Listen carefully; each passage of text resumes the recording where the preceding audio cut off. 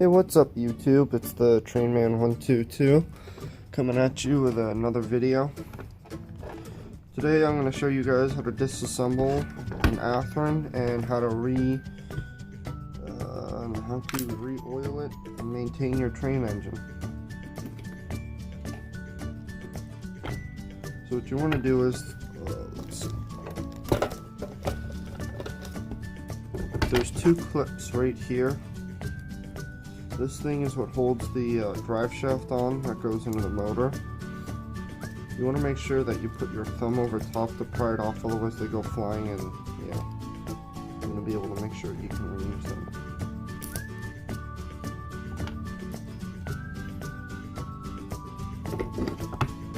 Take off the contact. Make sure you pull the drive shaft out and don't lose this. That's the bearing. If you lose that, anything else. Let's see.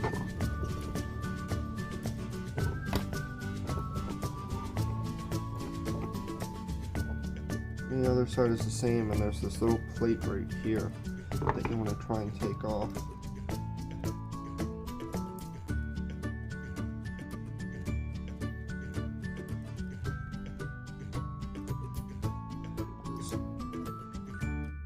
That's the little plate.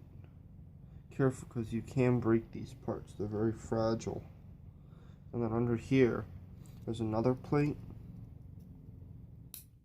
And you never want to go all the way in with the screwdriver. You want to turn it around, because otherwise you'll snap this in half and you have to go find another one of these, and they are a pain to find. Next thing you want to do is pull the wheels out. There's your wheels. And what you want to do is you want to take your light lubricant like this, and you want to put it in between here in the bearing so that the bearings spin better, so that you have less friction going on inside the train engine. Then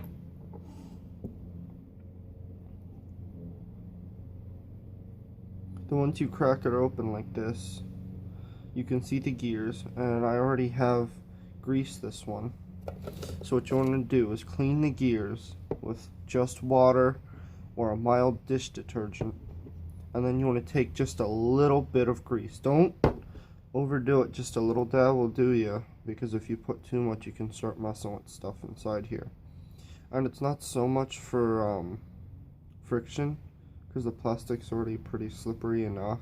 It's more just for noise reduction inside the gearbox as you're running it.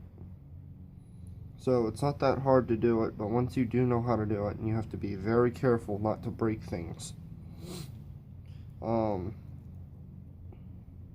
some of these gears can be expensive, and a good thing to do is, if you ever go to like a swap meet or train meet or something, buy broken engines so that you can use the parts off of them to repair other engines that you really like. Like this one is this one was hard for me to find, which is a GP40 high hood Norfolk Southern, and they're kind of sought after in some places. And this piece just snaps right back on. So is that piece. So when you put it back together, make sure you have it the right way, and each truck might be slightly different, so you have to be careful of that.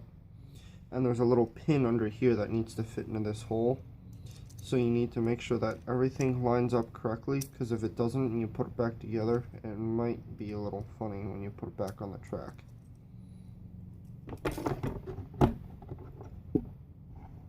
And as you're putting it back together, take this and put a little bit of your light oil in there.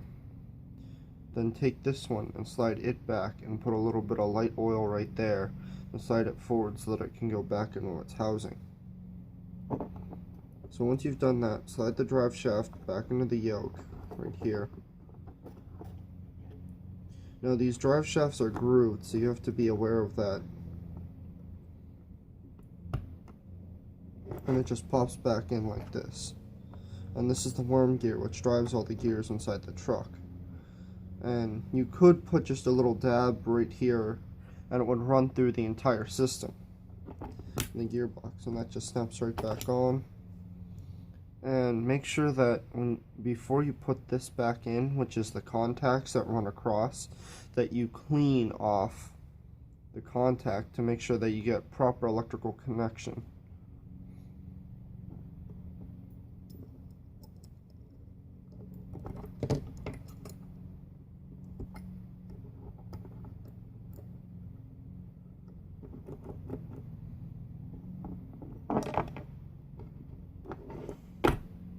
Another thing is that this is the commutator right here, so sometimes it squeaks because of the brushes. So what you want to do is take your light oil and just put just a little bit right there, and that should do you for how to maintain your bathroom train engine.